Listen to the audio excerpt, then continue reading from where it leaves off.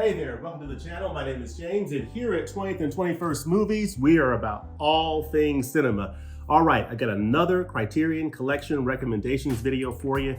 We are expecting, fingers crossed, a sale during the month of July at Barnes & Noble and barnesandnoble.com and perhaps on Amazon for 50% off Criterion Collection titles. If history holds the form, these sales are taking place during the month of July and November each year, and if that history holds this year, we would expect to see a sale during the month of July for Criterion Collection titles. So in keeping with that, I've put out some recommendation videos over the last number of years, but recently, a few days ago, I came on live on YouTube on my mobile phone and I offered up 5 recommendations. I'm offering up 6 recommendations today, but these 6 recommendations are along a specific theme. Today, I'm going to talk about Criterion Collection titles that I would recommend that fall in that cult classic category. So these are cult classics that I'm recommending to you today from films that are in the Criterion Collection. So I'm really excited about it.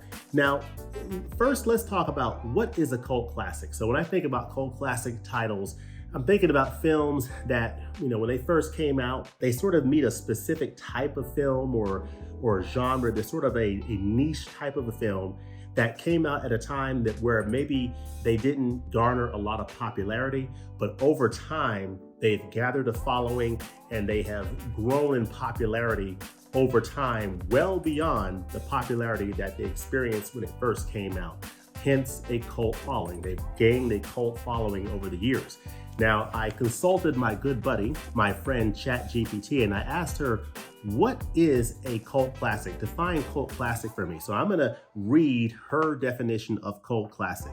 And yes, ChatGPT is a she. So let's define cult classic. A cult classic film refers to a movie that has garnered a dedicated and passionate following over time, often outside the mainstream of popular cinema. Okay? These films typically possess unique and distinctive qualities that resonate deeply with a particular audience. Okay? Cult classics often challenge conventional storytelling, push boundaries, or explore niche subcultures, making them stand out from traditional commercial releases. They may have initially been overlooked or received mixed reviews upon their original release, okay, but have since gained a loyal and enthusiastic fan base over time. Cult classics often thrive on word of mouth, midnight screenings, and the communal experience of dedicated fans, resulting in a lasting cultural impact that extends beyond their initial reception. So, that's a very nice structured definition from ChatGPT about cult classics. I think the stack of films here fits that category. So without any further ado, let's go over some Criterion Collection titles in the cult classic genre. So first up, we have this amazing film from George A. Romero from 1968, Night of the Living Dead. Now, this is the Blu-ray edition that I have. There is a 4K Ultra HD edition of Night of the Living Dead.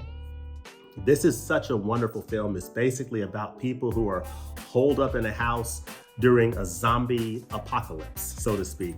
And you have some of the main characters here. Just wonderful. This is the Blu-ray edition. The 4K edition's available. I have not upgraded to 4K yet. I just haven't really felt compelled to make that upgrade, but I have heard good things about the 4K for Night of the Living Dead from Criterion, but highly recommend this title. So it says on the back, shot outside Pittsburgh on a shoestring budget by a band of filmmakers determined to make their mark. Night of the Living Dead, directed by horror master George A. Romero, is a great story of independent cinema.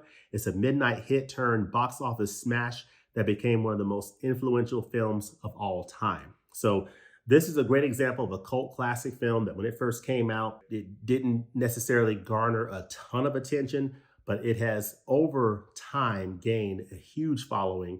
And I love this film, including myself in recent years.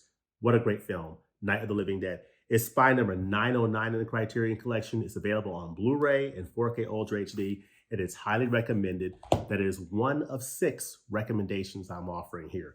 The second recommendation is a film from 1984, and it is a film from director Alex Cox. It stars Emilio Estevez.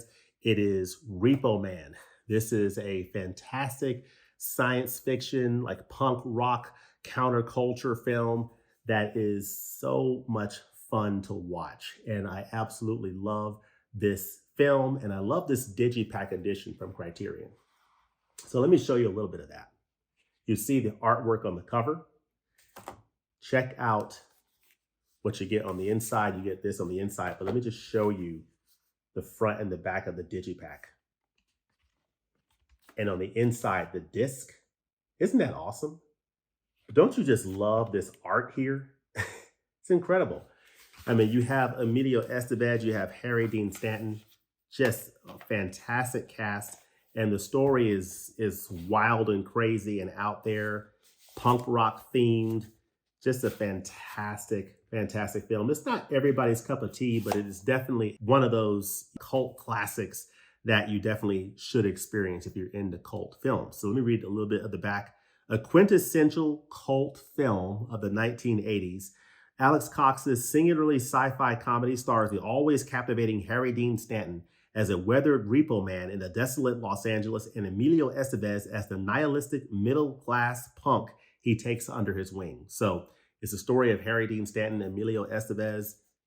Fantastic film, Repo Man, just wonderful. It talks about consumerism, and I just love the imagery and the world building of Repo Man. It's just a fantastic world to inhabit. So I recommend Repo Man, and Repo Man is spine number 654 in the Criterion Collection. You know, I think to myself, there are some of these titles that are available on Blu-ray. You never know which ones are going to come out on 4K. I have no idea, but it wouldn't shock me to see this come out on 4K, and I would actually welcome that. I would jump on that in a heartbeat. It's a fantastic looking disc. This has a new restored 2K digital transfer, so we shall see. But Repo Man is highly recommended. The next title is a title from Terry Gilliam, and this has been the year of Gilliam. I mean, with all these 4K releases in the last year from Terry Gilliam films, this is another film that I would recommend in the cult classic category. It's spine number 51 in the collection, and it is Brazil. Brazil, as they sing in the movie. It is really a fantastic dystopian sci-fi futuristic type of a movie, and this is a really interesting film from Terry Gilliam. It's not my favorite of his film. My favorite is The Fisher King, but this is definitely up there for me. This is a 2-disc Blu-ray edition. As you see here on the inside, you get the 2 Blu-ray discs. You get a ton of special features here. That is the front and back of the outside of the case. You get inside this wonderful stapled booklet for Brazil, which is fantastic. And you see the blue skies here. Just a wonderful, wonderful film from Terry Gilliam. Fantastic, fantastic atmosphere. In the dystopian masterpiece Brazil, Jonathan Pryce plays a daydreaming everyman who finds himself caught in the soul-crushing gears of a nightmarish bureaucracy. This cautionary tale by Terry Gilliam, one of the great films of the 1980s, one of the great, has come to be esteemed alongside anti-totalitarian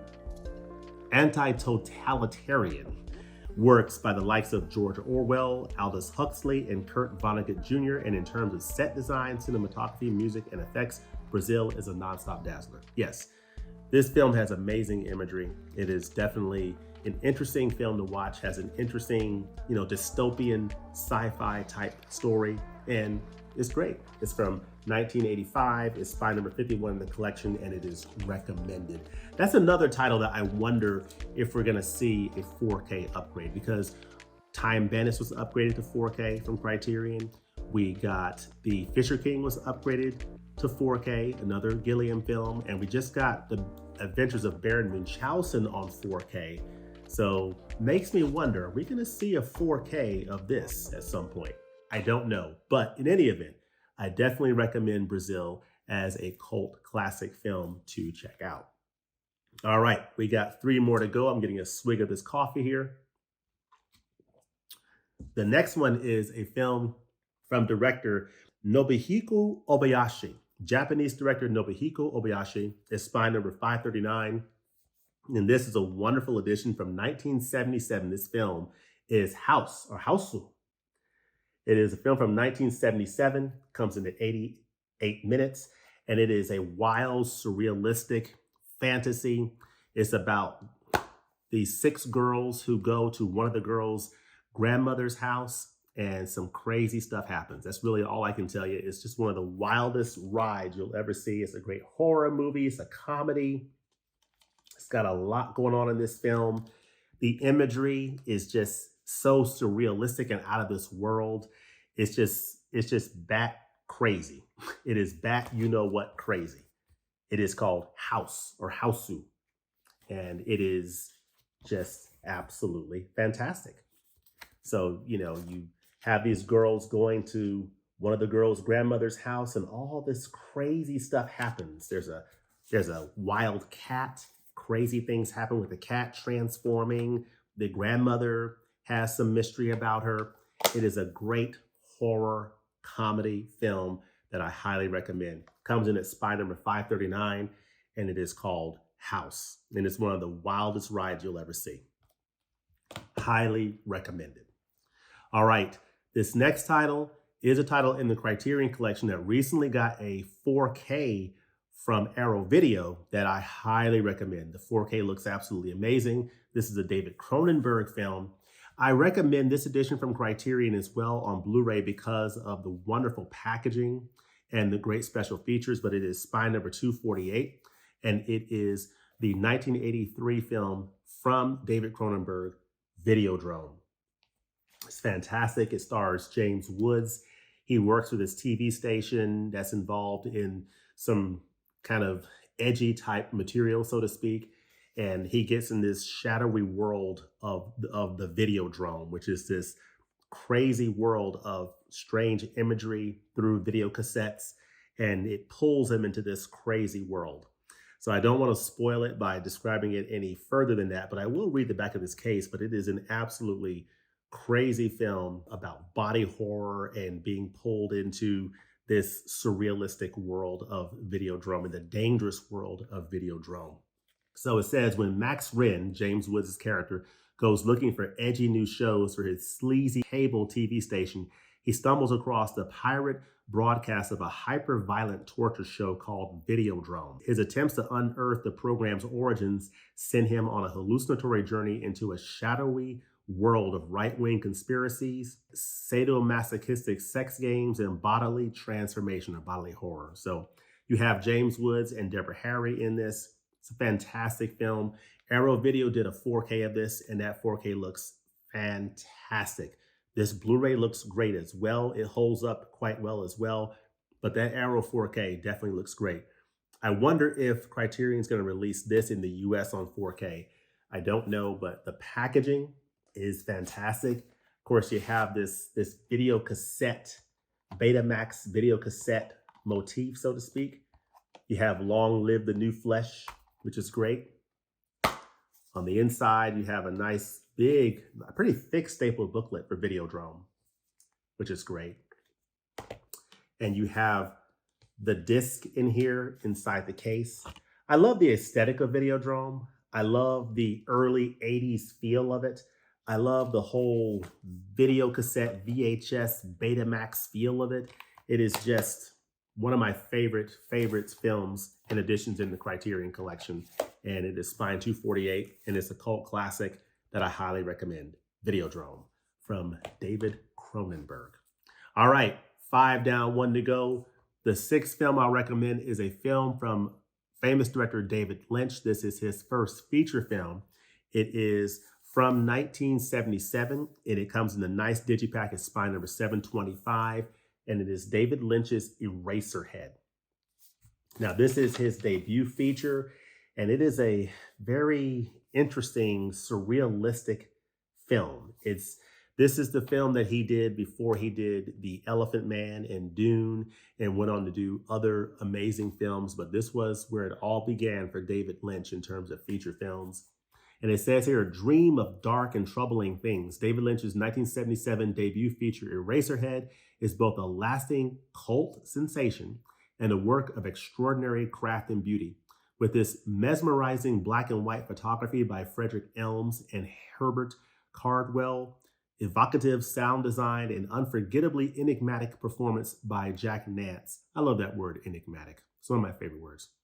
This visionary nocturnal odyssey continues to haunt American cinema like no other film. It's a fantastic film. Highly recommend it. This is a digipack. And actually, let me refine what I just said. It is a fantastic film, and I recommend it if you are interested in exploring this type of experimental film. If you are into David Lynch and you want to know more about his filmography, look at this nice thick booklet. If you want to know more about his filmography, this is what I would recommend if you fall in that category of you like David Lynch, you want to learn more about his filmography, and you like experimental cult-like films, then I would recommend this film. If that does not fit you, then this may not be a film for you because it is a little bit out there. It's a little bit hard to understand what the heck is going on. A lot of strange, surrealistic imagery, and it may not be for you if you're not up for that. So I do want to be very clear about that. But this is a cult classic film. I think it's a great movie. It's not one of my favorites of Lynch's films, but if you are interested in David Lynch and learning more about, hey, where did he start? Where did he begin? Where did some of his influences for his future films come from? This is a great place to check it out. Eraserhead. Highly recommended on that basis. So it's from 1977 from the Criterion Collection. Comes in at 89 minutes. It's in black and white. And I would definitely recommend Eraserhead as another cult classic film. So I'm gonna pull this stack up again. These are the 6 films that I would recommend for cult classics. So these are films that have gained followings over time, and that's the theme of this video. Night of the Living Dead from George A. Romero, Alex Cox's Repo Man. We have here Brazil from Terry Gilliam, House from Nobuhiko Obayashi. Is that right? Did I pronounce that correctly? Okay, I guess so. Videodrome from David Cronenberg. Wonderful film there. One of my favorites. This is probably my favorite, no, not probably. Videodrome is my favorite Cronenberg film. And Eraserhead, where David Lynch started. Definitely recommend these titles for cult classic films. So let me know in the comment section below, what are some other cult classics in the Criterion Collection that you would recommend? And what are some of your overall favorite cult classics of all time? Let me know that in the comment section below. And as always, thanks for watching, and we'll look forward to seeing you next time at the movies. I gotta now finish this donut. Peace.